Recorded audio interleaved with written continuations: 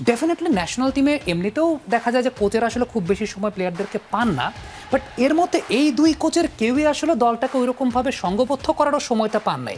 Definitely challenge দুই কোচের জন্যই।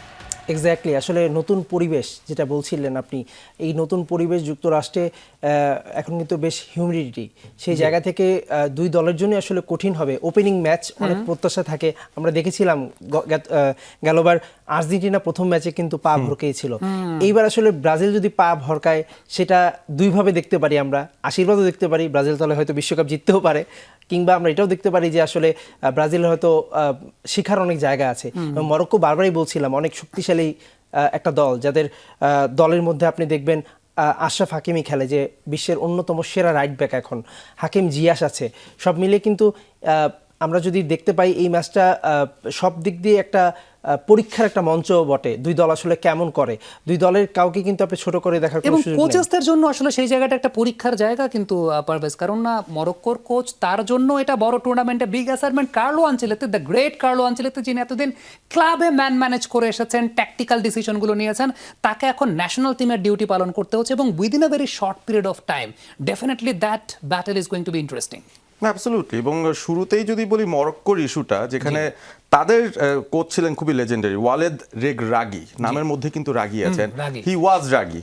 এবং এরকম অনেক ইস্যুর কারণে আসলে মরক্কান যে ফুটবল ফেডারেশন, তাদের সঙ্গে কিছু সমস্যা তার হয়েছে। তবে 2022 ওয়ার্ল্ড কাপে তিনি দলকে নেতৃত্ব দিয়েছিলেন from the head coach perspective, সেখানে তার দল সেমিফাইনালে গিয়েছিল।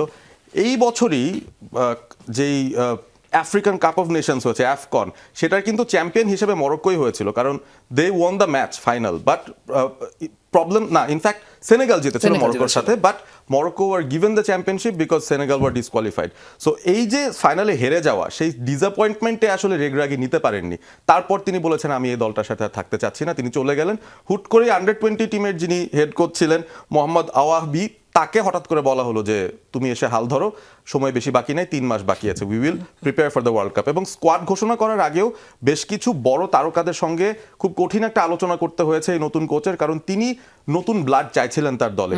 মিডফিল্ডে আমরা 2022-এ মরক্কোর দলে আদলিকে দেখেছিলাম, সুফিয়ান বুফালকে দেখেছিলাম, তারা কিন্তু এবারের স্কোয়াডে জায়গা পাননি।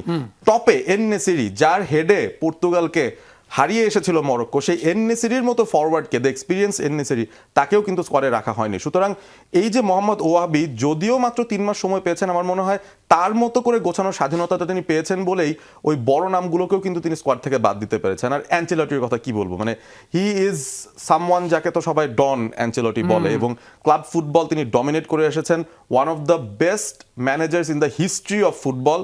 এরকম একটা ক্রেডেন্সিয়াল নিয়ে যখন ছিলেন 2023 সালে তার কাছে প্রথম ব্রাজিলের অফারটা আসে, কিন্তু তখন তিনি বর্তমানে রিয়াল মাদ্রিদের ম্যানেজার ছিলেন। তিনি বলছিলেন আমার কন্ট্রাক্টটা শেষ করে 2024-এ শেষ হোক, তারপর দেখি।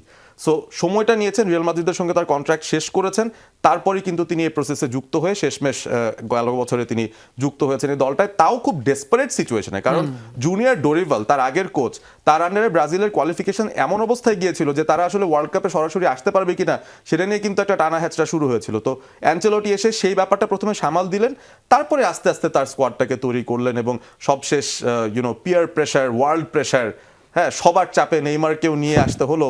আনফরচুনেটলি আমরা খবরও পেয়ে গেছি, নিশ্চয়ই আপনারা সবাই জানেন যে Neymar is not starting this match, is not starting at all, এটা অন্তত আমরা শিওর আর কি।